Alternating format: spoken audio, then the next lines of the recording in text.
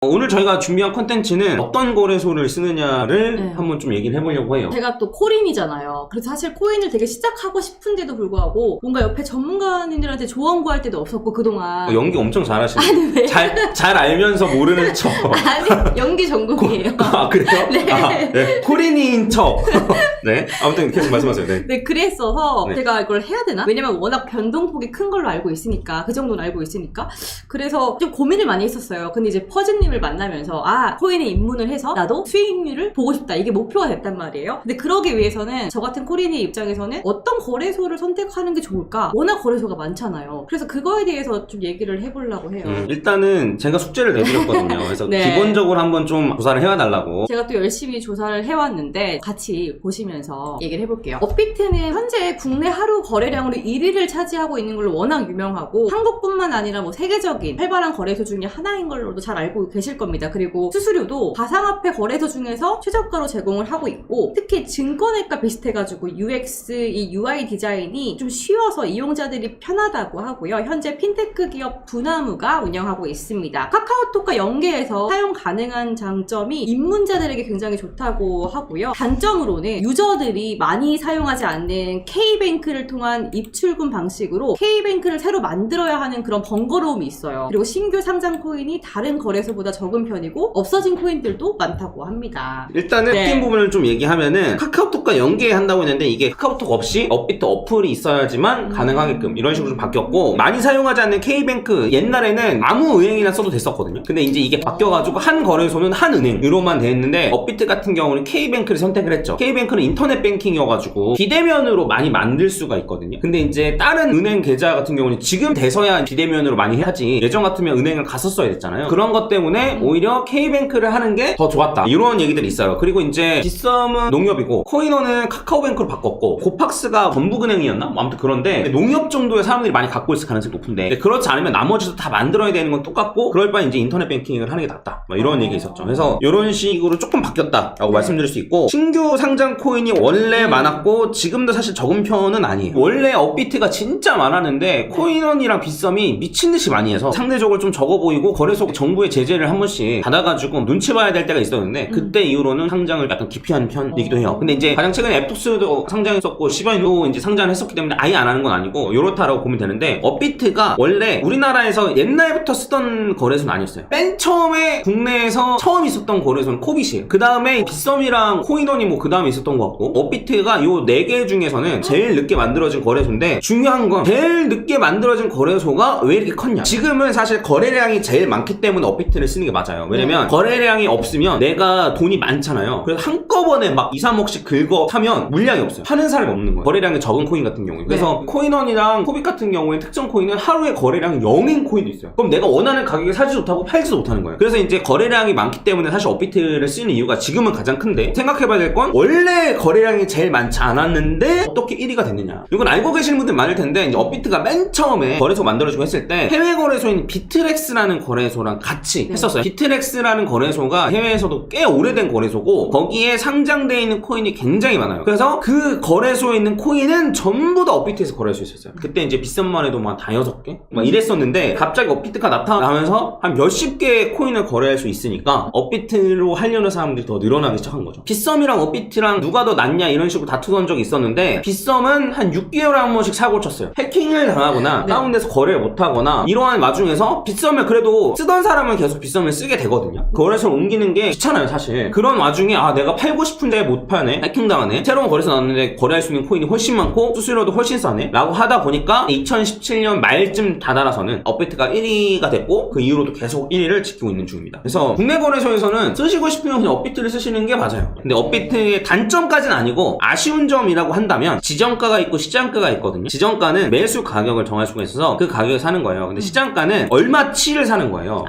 그래서 시장가 하면은 얼마치 살게 그러면 여기 지금 걸어놓은 거에서 얼마치를 그냥 긁어서 하는 거예요. 그래서 내가 엄청나게 많은 양을 한다라고 하면 여기서부터 여기까지 다 긁어서 살 수도 있어요. 근데 지정가는 딱 여기 걸어두면 누가 팔아야지만 사지고 체결 안 된 거는 안 된 상태로 남아있고 추가적으로는 예약 지정가라는 기능이 있거든요. 스탑 리밋 기능이라고 하는데 이게 쉽게 말하면 손절 기능이 가능한 거거든요. 예전에는 이 기능이 없었어가지고 알람을 맞춰놓고 알람이 울리면 깨가지고 수동으로 손절을 했었어요. 근데 이게 하게 되면 수수료를 더 받아요. 3배를 받아요. 근데 3배를 받아도 빗썸보다 싸요. 근데 이제 해외 거래소는 사실 예약 지정가를 한다고 해서 수수료가 바뀌진 않거든요. 그러한 측면에서는 좀 아쉽다. 그리고 어쨌든 거래량이 많이 나오기 때문에 단타치기가 좋죠. 그래서 단점이 생각보다 크지 않고 장점만 사실 남아있는 상황이어서 그래서 1위를 하는 거죠. 근데도 아쉬운 부분은 국내 거래소들이 정부의 눈치를 너무 많이 보고 빨리 대응해야 되는 거는 안 하고 늦게 대응해도 되는 거는 눈치 보고 약간 이런 게 좀 있어요. 예시를 하나 들어 이제 설명을 드리면은 카바라는 코인이 다른 거래소 상장한다고 해서 이제 오늘 많이 올랐는데 위험이라고 써있고 글로벌 시세와 플러스 100% 이상 가격 차이 발생이라고 돼 있어요. 그러니까 해외 거래소에 비해서 가격이 2배인 거예요. 국내에서는. 왜 그러냐면 카바가 스테이블 코인이랑 연동되어 있거든요. 그래서 루나테라 사태 때 많이 당했기 때문에 스테이블 코인이 0.9달러 이하로 떨어지면 유의 종목을 치는 거예요. 그래서 루나테라처럼 될 수 있으니까 조심해 이런 뜻인 거죠. 쉽게 말하면. 근데 유의 종목을 딱 지정하면서 어떻게 했냐면 출금만 되게 하고 입금을 막았어요. 근데 이제 만약에 우리나라에서 가격이 높아요. 그리고 해외에서 가격이 낮아요. 그러면 가격 차이가 맞춰지려면 해외에서 사서 국내에서 팔면 돼요. 그러면 사니까 해외 거래소에서 가격이 올라가고 국내 거래소 파니까 국내 거래소 가격이 떨어지잖아요. 그래서 이제 가격이 맞춰지는 건데 요 입금을 막았어요. 그러니까 해외에서 사서 국내로 못 보내. 그래서 지금 이게 가격이 안 떨어져서 이렇게 되고 있는 거예요. 그래서 이제 요거를 봤을 때는 이게 좀 아쉬운 조치이지 않나. 카바를 원래 사고 싶으셨던 분들 같은 경우에는 국내 거래소에서 더 비싸게 사야 돼요. 가격도 잘 맞지도 않고 그리고 보호 조치를 할 거면 차라리 유의 종목만 해놓고 입출금을 좀 풀어놓는다던가 뭐 이런 식의 조치를 해야 되는데 이렇게 딱 막혀져 있으니까 세력들 입장에서는 가지고 놀기 좋은 거예요. 그러니까 원래대로라면 카바의 가격을 펌핑시키려면 국내 거래소만 펌핑시킬 게 아니고 해외 거래소 물량도 생각해야 돼요. 아까 전에 해외에서 사가지고 국내에서 파는 것 이런 게 일어나니까. 근데 이렇게 막혀져 있으면 업비트에 있는 물량만 가지고 놀면 돼요. 요 정도 물량만 받아내고 올릴 수 있는 금액만 있으면 충분히 세력이 컨트롤 가능한 그런 걸 이제 이걸 가두리라고 하거든요. 요런 가두리가 엄청 악질적인 짓이에요. 사람들 인식이 되게 안 좋단 말이에요. 그럼에도 불구하고 어쨌든 이런 식으로 지금 대처를 하고 있다. 그래서 이러한 측면에서는 조금 아쉽다라고 볼 수 있지만 그래도 제일 낫다. 다른 거래소를 지금 이제 또 볼 거잖아요. 그쵸. 그러면 이제 업비트가 선녀였다라는 거를 알 수 있을 거예요. 네, 그럼 그 다음으로 보실 것도 여러분들이 잘 아시는 빗썸입니다. 빗썸은 2014년에 엑스코인으로 출범을 해서 15년에 빗썸이라는 이름으로 변경이 돼서 운영 중이고요. 보안 시스템이 금융사에 밀리지 않을 정도로 뛰어난 편이에요. 그리고 국내 거래소 순위 2위를 차지하고 있습니다. 단점으로는 전반적으로 앱이 느리다는 얘기 되게 많고 수수료가 비싼 편입니다. 그리고 과거에 개인정보 유출과 암호화폐 해킹 도난 사건이 있었어요. 좀 신뢰성을 좀 탄탄하진 않은 거죠. 빗썸 같은 경우는 실제로 수수료를 보면은 0.25%인데 이 정도는 업비트에 비해서 5배. 그리고 이제 쿠폰 구매 시 최대 0.04% 실수수료 적용이라고 되어 있는데 이 쿠폰을 한 번 구매해서 끝까지 쓸 수 있으면 쿠폰을 써도 되는데 쿠폰에 날짜 제한이 있어서 단타를 치라 이거예요. 그러니까 아무튼 양아치 짓이란 양아치 짓은 다 하는 거래소다라고 생각을 하고 차트 요거 때문에 매수 매도까지 가기가 좀 어려워요. 그 다음에 보안이 좋다 뭐 이런 식으로 말씀해 주셨는데 이거는 빗썸의 주장. 왜냐면 제일 사고 많이 치는 거래소예요. 해킹 당하고 보안이 좋아지면 뭐하냐 이거죠. 그래서 그런 식의 문제가 좀 많았고 그 다음에 빗썸 같은 경우는 진짜 쓰레기 코인들도 상장하는 걸로 유명합니다. 잡코인 정도 수준이 아니고 진짜 쓰레기 코인. 그래서 이제 상장하고 버리고 약간 이런 게 많이 일어나고 그래서 이제 유의 종목으로 지정되어 있는 코인도 엄청 많고 그 다음에 상장되어 있는 코인도 엄청나게 지금 많잖아요. 그냥 양아치 거래소로 이미지가 거의 굳혀졌어요. 더욱이 경영진도 문제가 많아요. 검찰 조사받던 빗썸 최대 주주 비렌트 부사장 숨진 채 발견. 어머. 빗썸 관계사 횡령 수사 막바지. 핵심 인물 강신남매 정체는. 빗썸은 약간 지배 구조도 굉장히 복잡하고 경영권으로 다툼도 엄청나게 많고 그러니까 이제 이런 이미지가 합쳐서 아 빗썸 양아치 거래소 되는 거죠. 이미지. 근데 그럼에도 불구하고 그러면 쓰시는 분들은 어떤 메리트 때문에 그러는 거예요? 이렇게 상장을 계속 꾸준히 해주고 거래량이 나오기 때문에 잡코인이라도 상장을 하면 상장 직후에는 팍 오르고 그리고 쓰레기 코인들이 재단에서 물량을 떠넘기고 팔아야 되니까 펌핑을 시키는 경우가 꽤 많거든요. 펌핑이 되는 코인들이 많다? 그리고 그거에 대한 거래량을 받쳐준다? 라고 하면 사람들은 가서 본인들의 돈을 잃어주는 거죠. 그리고 이제 파파미님 말씀하신 것처럼 그냥 쓰니까 쓰는 거기도 하고 그리고 저도 빗썸을 쓰는데 빗썸을 쓰는 이유가 뭐냐면 원화가 입출금 되는 거 말고 이제 코인만 입출금 되는 계정을 2개인가 더 만들 수 있거든요. 해서 최고 3개까지 만들 수 있어요. 근데 업비트는 코인만 입출금 되는 거를 서브로 만드는 것도 안 될걸요? 한 사람도 하나씩밖에 안 될걸요? 그래서 이제 하나는 장투, 하나는 단타, 뭐 이건 뭐 이런 식으로 나눠서 하고 싶은 사람들은 빗썸을 쓰는 경우가 간혹 있습니다.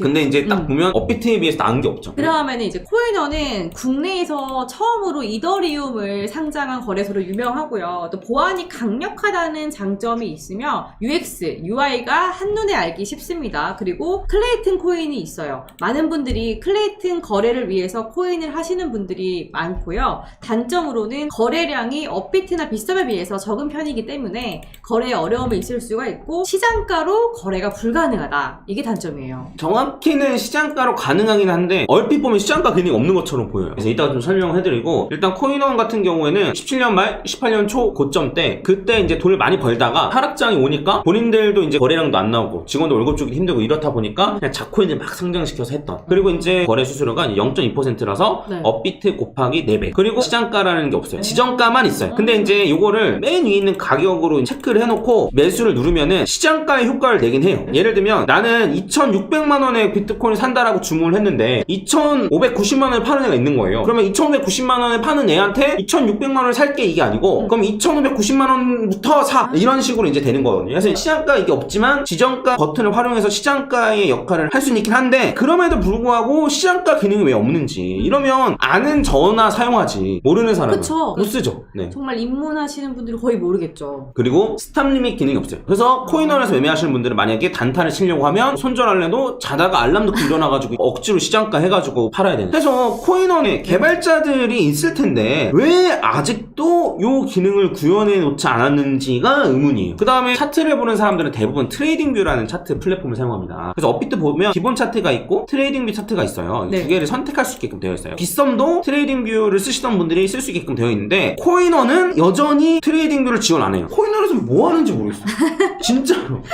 친구 초대하면 뭐 리워드 준다 뭐 이런 것만 하는데 뭐 물론 하면 좋은데 기존에 있던 유저들도 다 떠나가는 마당에 편의성부터 좀 개선해놓고 하면 좋지 않나. UX, UI로 보면은 내 생각에 거의 꼴찌 거래소가 아닌가라고 생각이 좀 들어요. 그래서 그런 면에서는 좀 별로고 그 다음에 안 좋은 점을 또 얘기하면 거래 대금이 이제 거래량인데 비트코인, 리플, 이더리움 뭐 이런 애들은 거래량이 많은데 거래량 역순으로 하면은 거래량이 0인 코인이 이렇게 많아요. 그러니까 대도 않는 자코인을 많이 상장해놓고 보니까 그냥 상장할 당시에는 거래량이 나왔지만 이후에 거래가 안 되는 거예요. 이런 거는 뭐 상패를 시키던가. 근데 상패 시키면 또 욕먹죠. 왜냐면 니들의 맘대로 상장시켜놓고 왜 상패시켜? 왜냐면 이걸 갖고 있는 사람들도 있으니까. 그래서 저도 이제 메이저 코인 위주로만 담아놓는 용도로 하나 쓰긴 쓰는데 네. 그 정도 용도로만 써야 되고 웬만하면 그냥 안 쓰는 게 좋다. 그러면 딱 듣기에 사실 업비트가 제일 낫긴 하잖아요. 맞아요. 그러면 빗썸이랑 코인원을 비교하면 뭘 더 쓰는 게 나을 것 같아요? 그래도 나는 문제가 있더라도 빗썸. 여기는 수익이나 이렇게 이득을 볼 수 있을 것 같은 느낌이란 게 있잖아요. 네. 코인원은 근데 뭔가 발전의 가능성이 없어 보이는 느낌? 그래서 왜냐면 유저들이 편의성을 좀 봐줘야 되는데 그런 걸 좀 개발하고 해줘야 되는데 그런 거를 개선을 하지를 않고 있으니까 하려는 여지조차 안 보인다. 그런 것들? 그럼 이제 마지막은 아니죠. 한 코빗 또 네 한번 번째, 가볼까요? 네. 코빗은 스프트뱅크의 투자를 받아서 만들어진 거래소이고요. 현재는 넥슨 지주사 NXC가 인수하여 자금력이 안정적인 편입니다. 그리고 상장되는 코인들 대부분이 메이저 코인들만 다루고 있다고 해요. 그리고 단점으로는 거래 수수료가 0.15%로 적지 않은 편이고 코인원과 마찬가지로 거래량이 적고 거래 체결에 시간이 오래 걸려요. 그리고 대부분이 비슷하겠지만 신한은행 계좌를 이용해서 거래를 해야 합니다. 이게 단점이에요. 일단은 수수료 같은 경우에는 말씀하신 대로 테이커가 0.2%고 이제 메이커는 수수료를 돌려주는데 이게 그 마진 거래소에서 주로 사용하는 방법이거든요. 그래서 테이커가 시장가고 메이커가 이제 지정가일 텐데 시장가는 바로바로 체결되니까 이제 수수료를 내고 메이커 같은 경우에는 오더북을 좀 쌓아주는 역할을 해주니까 수수료를 지급해주고 약간 이런 식으로 바뀌었는데 이런 것만 봤을 때는 사실 이제 지정가로만 거래하신 분들 같은 경우에는 코빗을 써도 나쁘지 않겠다라는 생각이 드실 수도 있긴 하거든요. 그리고 이제 트레이딩뷰 차트, 그 다음에 매수매도, 그 다음에 조건부가 아까 전에 이제 그 스탑 리밋 기능 이런 것도 잘 되어 있고 네. 해서 나쁘진 않은데 여기는 결과적으로는 거래량이 안 나와요. 수수료도 0.2% 정도면은 코인원이랑 같은 수준이긴 하거든요. 업비트보단 여전히 4배나 비싸지만 근데 얘도 보시면은 거래량이 적은 것들이 꽤 많아요. 그래서 예전에는 어떤 일이 있었냐면 비트코인을 보면 지금 이렇게 아래로 한번 쫙 내려갔던 차트가 있거든요. 보시라는 얘기도 있었고 알고리즘이 잘못돼가지고 이제 다 팔았다 뭐 이런 얘기도 있었는데 이때 거래량이 없어가지고 한 번에 매도 물량이 쏟아져 나온 거예요. 그래서 이게 1,000원까지 내려간 적이 있었어요. 그러니까 이러한 거래소를 사실 쓰고 싶냐 이거죠. 그러면 아까 전에 코인원보다는 빗썸이 더 낫다고 하셨으니까 네. 그럼 빗썸이랑 코빗을 비교하면 저는 코빗 너무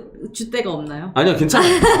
원래 이런 프로그램이니까 코빗에 대한 이미지가 좋아졌습니다. 그리고 이제 5번째로 고팍스 한번 보시겠습니다. 고팍스는요 신한은행의 투자를 받아서 만들어진 거래소이고 다른 거래소와 달리 여러 은행의 계좌로 등록이 가능하고 입출금이 편리해요. 그리고 개인정보 유출이나 해킹 등의 보안 사고가 일어나지 않았으며 철저한 관리가 이루어져서 정보보호 관리 체계가 굉장히 뛰어난 편이고 단점으로는 대부분의 거래소가 그렇겠지만 여기 여기도 다소 비싼 수수료가 단점입니다. 여기는 수수료가 이제 0.2%예요. 그래서 코인원, 포빗, 고팍스가 이제 수수료가 똑같네요. 근데 이제 이 고팍스의 최고 장점은 이 고파이였어요. 고파이가 뭐냐면 보유 중인 자산을 맡기면 이자를 줬었는데 그때 당시만 해도 이제 얘가 어떻게 돈을 버는지 모르겠는 거예요. 돈을 안 버는데 이자를 주는 거면 혼지사기예요. 그래서 아니 도대체 뭘로 돈 버는 거냐 너네 했는데 고객센터에 물어보니까 고객센터는 잘 모르나 보죠. 근데 이게 지금 문제가 된 제네시스 트레이딩이랑 같이 제네시스 트레이딩이 어쨌든 FTX 이 사태 때문에 파산을 한 해 만에 지금 그러고 있거든요. 제네시스 트레이딩이 코인을 예치하면 이자를 주는 대출 플랫폼이었는데 고파이가 얘네한테 이제 모아가지고 맡기는 거예요. 근데 요렇게 되면서 이 고파이에 돈을 넣은 사람들이 묶인 거예요. 제네시스에서 돈을 돌려주지 않으니까. 진짜 문제였죠. 가장 큰 장점이 이 고파이였는데 이 고파이 상품이 안 되면서 문제가 생겼고 이 문제 때문에 바이낸스에 뺏기게 된 거죠. 왜냐면 그 전에는 실명 계좌를 받지 못해가지고 거래량도 잘 안 나오고 이러니까 돈을 벌지는 못했어요. 근데 겨우겨우 실명 계좌를 받아가지고 이제 좀 돈 좀 벌어보나 했는데 이게 막혀버리면서 갑자기 돈을 지불 못하게 됐고 고팍스의 이준행 대표가 다른 채널에 나와가지고 얘기를 했던 게 있었어요. 뭐냐면 만약에 문제 생기면 어떡하냐 라고 했는데 그러면 우리가 먼저 돈을 지급해주고 나중에 거기서 돌려받는 식으로 하겠다 인터뷰가 있더라고요. 근데 그렇게 했는데 근데 막상 금액이 또 엄청 크고 그리고 이러한 문제가 생겼다고 하니까 사람들이 걱정해서 여기서 거래 안 하죠. 그러니까 거래량도 안 나오니까 수수료도 없고 돈은 못 버는데 줘야 될 돈은 많고 이러니까 어쩔 수 없이 하는 거예요. 바이낸스.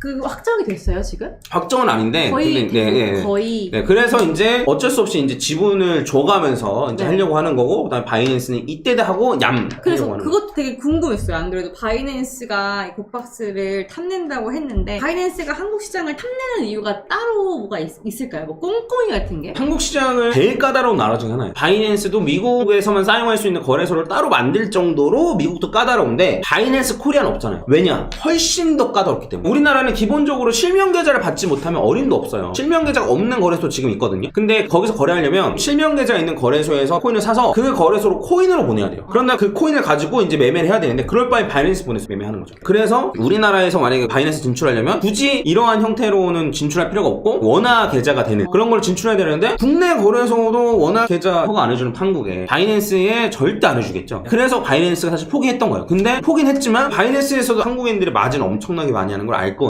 근데 국내에서 마진이 불법이라고 판결이 났어요. 그러니까 마진을 하고 싶으니까 해외 거래 쓰는 건데 근데 바이낸스 입장에서는 한국에 진출해가지고 현물 시장이나 이런 거로 진출하면 거래량이 엄청나게 많겠구나 하니까 이제 진출을 시도하는 거죠. 그리고 이제 바이낸스가 전 세계 거래량이 지금 뭐 한 60%가 넘는다라고 되어 있는데 우리나라 사람들도 만약에 바이낸스가 고박스를 먹는다라고 하면 고민해볼 수 있는 거죠. 첫 번째는 수수료를 일단 싸게 하고 그 다음에 상장되어 있는 코인도 바이낸스가 엄청나게 많고 그리고 빗썸이 더 안전한 거래소냐 바이낸스가 더 안전한 거래소냐라고 하면 저는 바이낸스라고 생각하거든요. 근데 또 그것도 궁금했어요. 이제 FTX도 파산이 됐잖아요. 그래서 바이낸스가 지금 독주 체제로 가고 있는데 바이낸스는 안전한 건지 이것도 궁금했어요. FTX도 사실 해킹을 당한 건 아니었잖아요. 그 안에 있던 이 뽀글이가 고객들의 자금을 썼기 때문에 대출부터 파산이 된 건데 제 개인적인 생각인데 저는 사람의 선함을 믿으면 안 된다고 생각해요. 그래서 결과적으로는 업비트의 대표, 빗썸의 대표, 코인원의 대표, 코이빗의 대표도 언제든 날릴 수 있다는 생각을 해야 된다고 생각해요. 장난이 아니에요 진짜로. 근데 그러면 그렇게 나를 수 있는데 어떻게 선택할 수 있냐라고 보면 그냥 나르면은 잠깐 얼마 해먹고 마는 건데 이 거래소를 계속 잘 유지하면 수수료로 들어오는 게 1, 2년만 지나도 훨씬 많아. 그러면 잘 유지하겠죠. 그러한 측면에서 보면 수수료로 많이 벌어들이는 거래소가 좀 훨씬 안전하다고 보는 거예요. 그렇다라고 치면 전 세계 거래량의 60%를 차지하는 바이낸스가 제 생각에는 그나마 안전. 그러니까 물론 그렇게 따지면 FTX도 거래량 많았는데 라고 말하면 좀 할 말 없는데 거래소에서 표들이 막 나를 때 있었어요. 그때도 거래량이 없는 거래소들 가입한 사람들 자금 해외 나르고 이런 게 있었거든요. 그러면 진짜로 그 나르면 보상을 받을 수가 없네요. 그러면 어떻게? 사기 당하면 그거 돈 받을 수 있...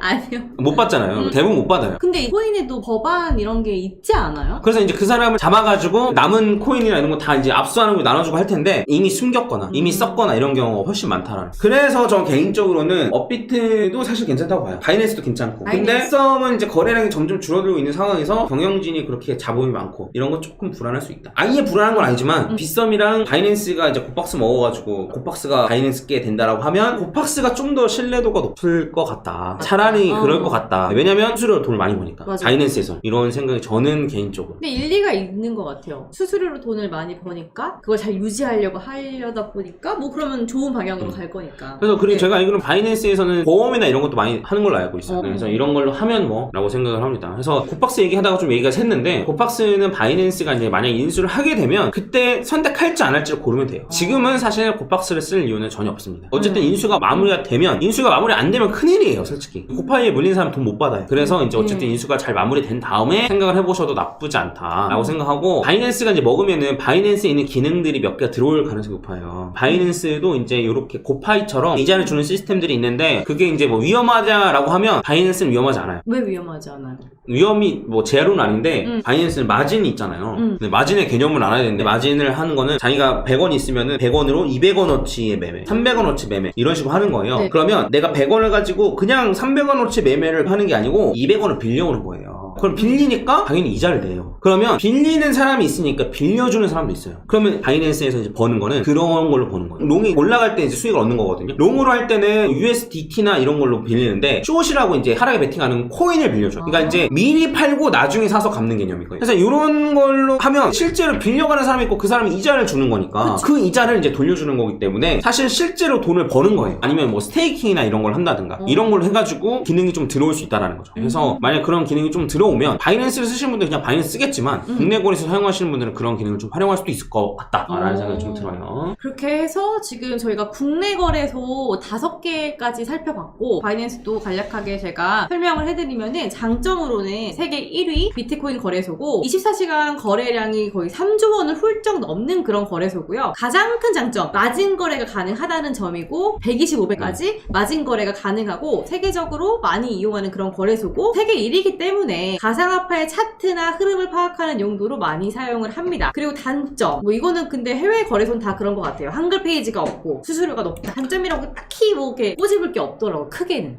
수수료는 이제 0.75%예요. 메이크 테이크 둘 다. 그래서 업비트보다 조금 높아요. 그래서 이제 국내 대다수 거래소보다는 무조건 싸다라고 보시면 되고, 근데 이게 현물이고 퓨처 트레이딩이 선물인데 선물 수수료는 또 훨씬 싸요. 왜냐면 배율을 높게 들어가기 때문에 좀 싼데, 저는 어쨌든 마진을 하는 거 추천드리진 않지만 수수료는 그렇게 높은 편은 아니고, 그리고 이제 바이낸스 같은 경우에는 한국어 페이지 말씀하셨었는데, 우리나라가 너네 한국어 페이지 운영하면 우리한테 검사 받아야 돼 라고 했어요, 우리나라 정부. 그래서 한국어 페이지 다 없앴어요. 한국어 페이지가 있다라는 거를 한국인 대상으로 지금 영업을 한다는 거잖아. 그럼 우리한테 인증을 받아야지 이놈들아 라고 해가지고 바이낸스가 꺼져 라고 하고 없앤 겁니다. 근데 이제 국내 우리나라 사람들 입장을 보면 바이낸스 사용한 사람이 갑자기 사용 안 하겠습니까? 하죠. 그러면 사실 바이낸스 사용하는 사람만 불편해진 거예요. 이러한 문제들이 좀 있고, 그 다음에 이제 바이낸스 같은 경우에는 EARN, 요게 이제 돈을 번다 이런 뜻인데, 요게 DNB로 해가지고 돌리고 있고 비트코인으로도 해서 돌리고 있어요. 그래서 얘 같은 경우는 이제 DNB는 연 이자가 0.35%, 그다음 비트코인은 1.5% 이렇게 해가지고 돌리고 있습니다. 그냥 남는 돈 그냥 돌리는 건데 엄청 많이 돌리는 건 아니고 123달러니까 얼마야? 한 15만원? 그래서 저는 이거를 한 달에 걸치는 용도로 많이 써요. 바이낸스로 보냈다가 바이낸스에서 제가 원하는 거래소 보낸다거나 약간 이런 용도로 많이 쓰거든요. 그래서 국내 거래소에서는 인증된 곳에서만 보낼 수 있기 때문에 이런 용도로 많이 쓸 수 있고, 곱박스에서 이제 이런 걸 따와가지고 많이 쓸 수 있다라고 한다면 훨씬 더 메리트 있다는 거죠. 이런 예측 프로그램이나 뭐 NFT 마켓이라던가 뭐 이런 것들을 이제 갖다가 쓸 수 있다라고 한다면 훨씬 더 메리트 있고, 그 다음에 코인이 상장된 것도 엄청나게 많고, 그런 걸로 따지면은 좀 메리트가 있다라고 볼 수 있고요. 해외 거래소 어떤 거래소 써야 될까 만약 고민이시면은 사실 이제 바이낸스를 쓰는 게 맞습니다. 그래서 조사는 바이빗도 아마 해오셨을 텐데, 바이빗은 결정적으로는 선물 마켓이에요. 바이낸스 선물이 되는데 바이낸스는 현물이 기본이고 선물은 부가적인 옵션, 물론 선물 거래량도 세계 1위긴 하지만 현물 거래량도 충분히 받쳐주는데 반해서 바이빗, 페맥스, 비트겟, XC 이런 거래소들은 전부 다 현물 위주이기 때문에 만약에 이제 현물로 거래하실 생각이다 라고 하시면은 바이낸스를 쓰시는 게 맞습니다. 대부분 근데 현물을 더 선호하시잖아요. 아니요. 아니에요? 네, 약간 도박의 민족이라서 아까 말씀해 주셨듯이. 해외 선물 뭐 주식에서도 저는 들어봤는데 그건 좀 무섭더라고요, 사실. 근데 뭐 무서운데, 네. 근데 이제 올라갈 때만 수익을 얻잖아요. 떨어질 때는 현물로는 수익을 얻을 수가 없어요. 근데 이건 떨어질 때도 수익을 네. 내가 베팅을 그쪽으로 네네, 하면 벌 수 있으니까 라고 생각해서 사람들이 맨 처음 시작하거든요. 근데 실제로는 올라가는데도 잃고 떨어지는데도 있네. 대부분 이렇게 되죠. 사실 현물을 하면 올라갈 때 잃을 수가 없잖아요. 근데 선물하면 코인이 올랐는데도 돈이 삭제되네. 약간 이러한 경험을 이제 하실 수가 있죠. 나중에 한번 그래도 해보셔야 되지 않겠어요? 당연하죠. 해면 하면은 꼭 수익 보게 해주실 거예요? 아니요? 아 왜요? 왜요?